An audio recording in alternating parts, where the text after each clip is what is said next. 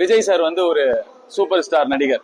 அதாவது அவர் விற்ற இடத்த வேற யாராலையுமே ஃபில் பண்ண முடியாது. ஏன்னா அவர் 10 ரெக்கார்டு தமிழ் சினிமால இருக்குன்னா ஒரு 8 ரெக்கார்டு அவரோட தான் இருக்கும். அவ்வளவு பெரிய நடிகர். ஸோ அவர் தமிழ் சினிமால இல்லாதது ஒரு பெரியமான காலியான இடம் தான். ஆனா அவர் இதோட ஒரு பெரிய இடத்துக்கு போயிருக்காரு, சிஎம் ஆயிருக்காரு. ஸோ அதுக்கு நான் ரொம்ப மகிழ்ச்சியா இருக்கேன். பட் இங்க நம்ம கிட்ட வந்து சூர்யா சார் மாதிரி இன்னும் பல ஆக்டர்ஸ் இருக்காங்க.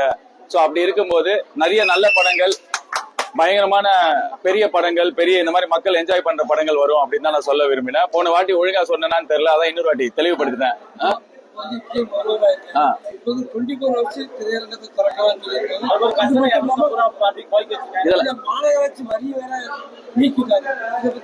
சார் அதுதான் சார் இப்பதான் வந்திருக்காரு. நிறைய நல்ல விஷயங்கள் எல்லாருமே கேட்பாங்க. அவங்கவுங்க துறைக்கு, சினிமா துறையில இருந்து நிறைய கேட்டிருக்காங்க.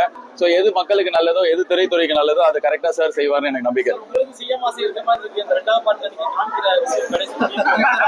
2076